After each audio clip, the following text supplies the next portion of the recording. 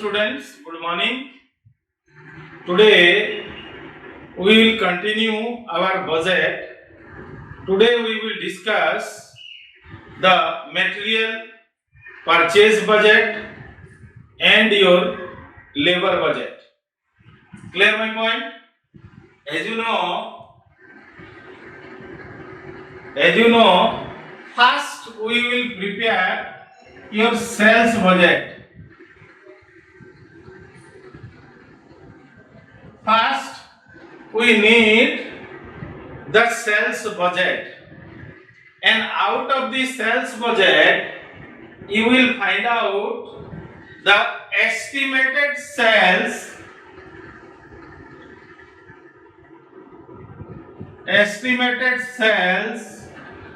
for a budgeted period.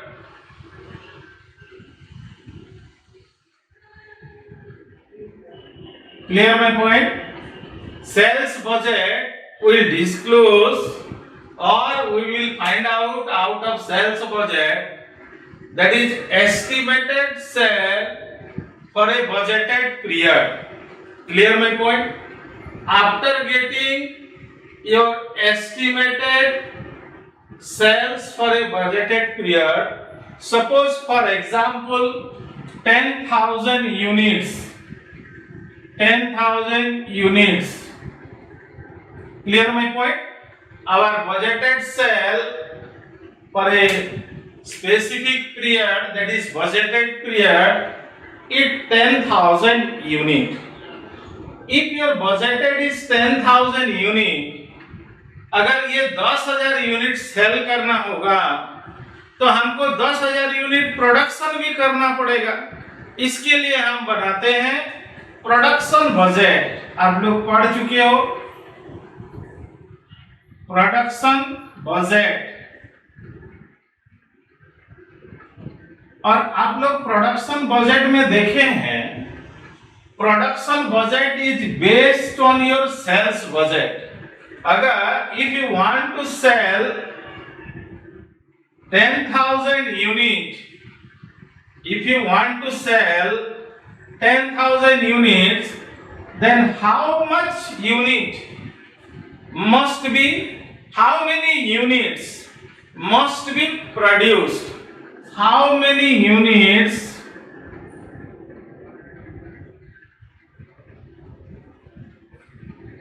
must be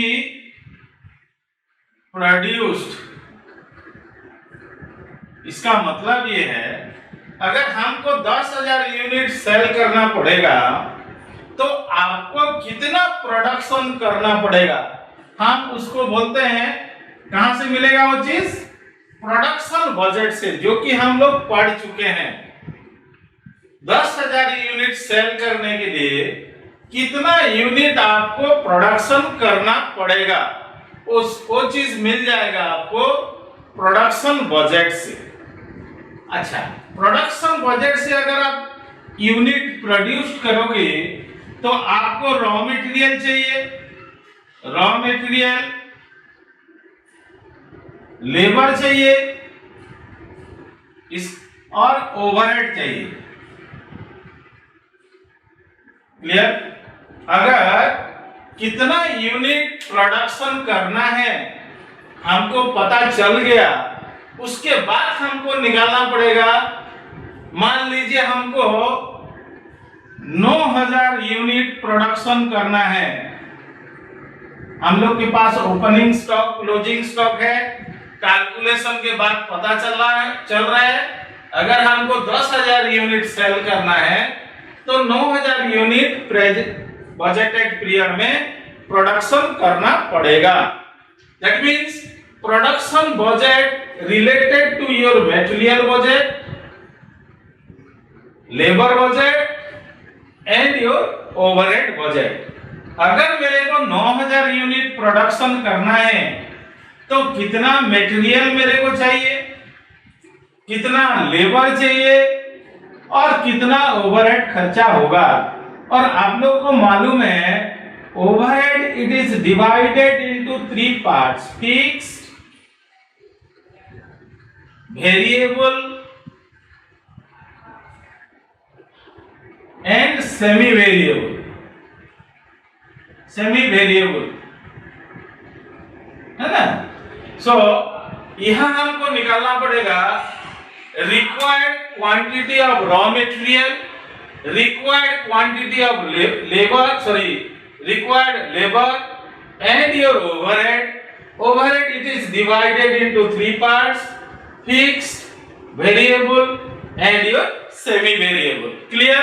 Now you see in this case how much raw material is required, labor is required. So first each and everything is interrelated. First you will prepare sales budget, then you will prepare production budget, then you will find out required raw material. Raw material budget means required raw material. एक कभी कभी आप लोग देखना, जब भी हम production करते हैं कोई फिनिश्ड प्रोडक्ट, तो उसमें 6-7 वैरायटी का रॉ मटेरियल भी लगता है. To get a finished product 4 to 5 types of raw material may be used. Clear my point? That's why you will have to prepare your raw material budget. Clear my point? हर अगर production budget बना रहे का तो sales का information चाहिए, अगर हम raw material budget बना रहे हैं तो प्रोडक्शन का भी इंफॉर्मेशन चाहिए. सो एक दूसरे से जुड़े हुए हैं, है ना? So first we will discuss raw material budget. Clear my point? Raw material budget.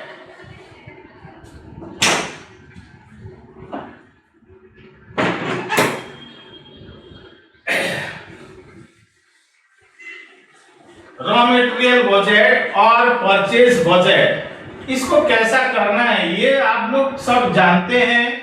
आप लोग कॉस्ट शीट में आप लोग पढ़ चुके हैं. इसको सिर्फ फॉर्मेट में डाल देना है, बहुत छोटा सा है. आप लोग को मालूम है material consumed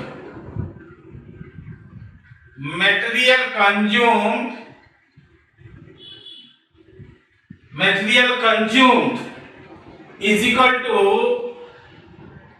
opening stock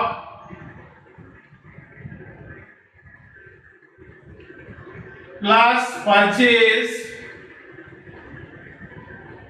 minus closing stock. ये आप कॉस्ट शीट में करते थे. Material consumed is equal to opening stock plus purchase minus closing stock. आप जब कॉस्ट शीट बनाते थे, कॉस्ट शीट आप देखिएगा, कॉस्ट शीट में आप क्या करते थे? आप यहां करते थे opening stock plus purchase minus closing stock. Clear? यही करते थे ना आप लोग. तो हमको मिल जाता है material consumed,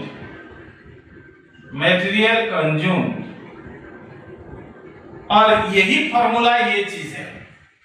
opening stock plus purchase minus closing stock is equal to material consumed. यहां से ही ये इक्वेशन आया है. Clear my point? नाउ अब क्या करना है? In case of material budget, we need how much quantity of material purchase. तो material purchase कितना होगा? Purchase is equal to material consumed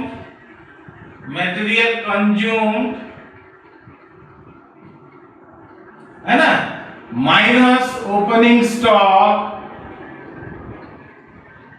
plus closing stock.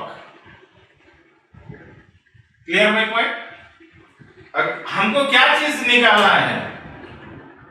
How much quantity of material must be purchase.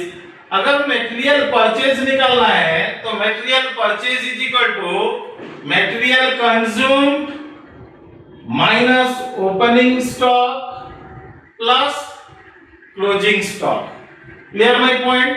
अगर इस चीज को हम budgetary form में दिखाना चाहते हैं तो ये ओपनिंग स्टॉक और क्लोजिंग स्टॉक को हम बोलते हैं इन्वेंट्री भी बोलते हैं।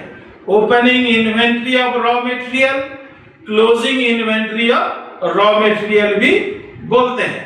जब इसको हम बजट में डालेंगे, इसी फॉर्मूला को कैसे लिखेंगे आप लोग देखिए। Purchase of raw material, purchase of raw material, purchase of raw material, please write down, is equal to material consumed,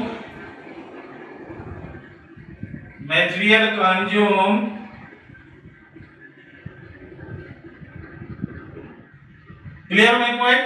Material consumed, add a closing stock, closing stock क्या किया है, ऐड किया है, add closing stock, आप कितना stock maintain करना चाहते हैं to avoid the shortage. Clear my point? So material consume plus, clear my point? हाँ सुनना कहो।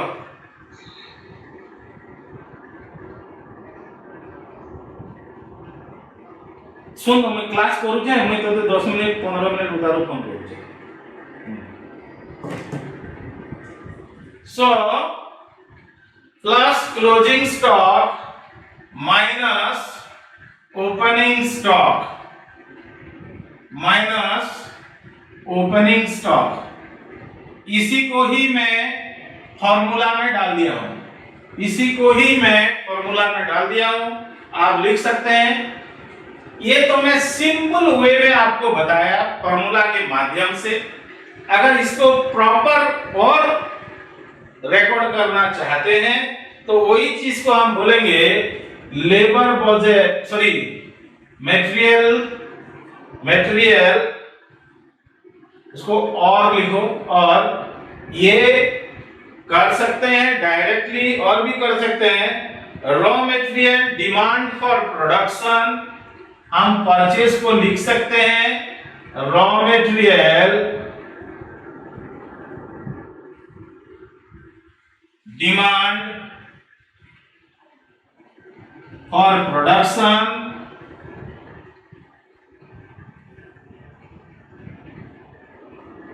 Raw material demand for production. हम परचेज के बदले में ये भी लिख सकते हैं raw material demand for production. Demand means definitely that will be purchase. Plus क्या करेंगे, ending inventory of raw material, ending inventory of raw material, ending inventory of raw material. Ending means closing stock, आप direct लिख देते हो। इसको हम ये भी बोल सकते हैं ending inventory of raw material. ये दोनों को जोड़ देना है, less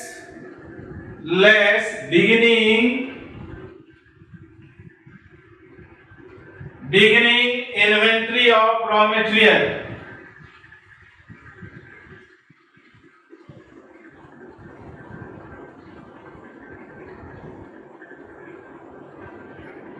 beginning inventory of raw material भी लिख सकते हैं। Then you will get how much to be purchased. ये परचेज है। Then you will get quantity, estimated quantity of raw material, estimated quantity of raw material to be purchased,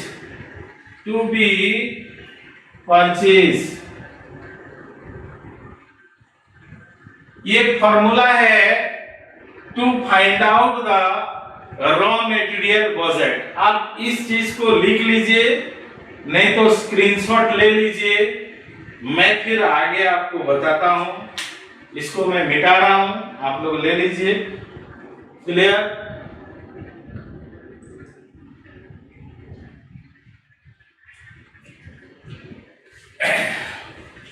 आपको कैसे करना है, सॉल्व कैसे करना है? मान लीजिए हमको अगर प्रोडक्शन करना है, 3-4 रॉ मटेरियल चाहिए, 3 एटलीस्ट A B C, तो आप यहां लिखोगे estimated raw material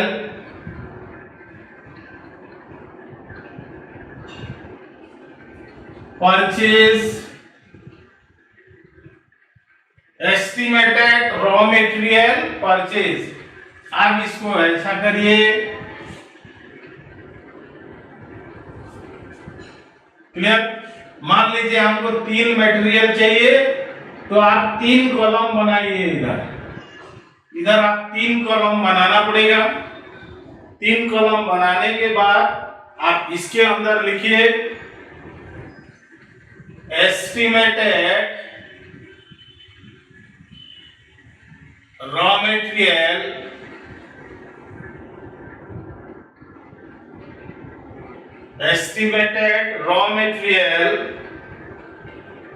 for production.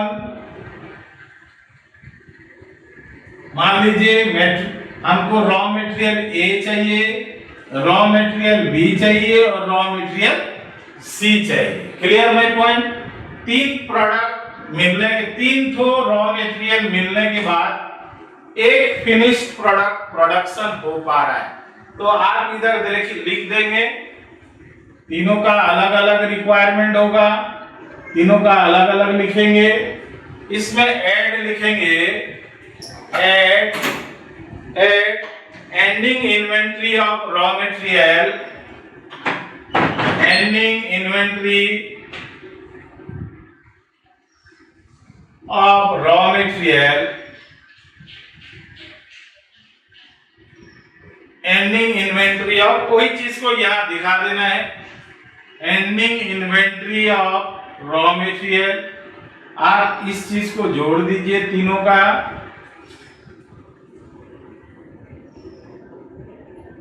तीनों का जोड़ने के बाद less beginning inventory of raw material, beginning inventory of raw material,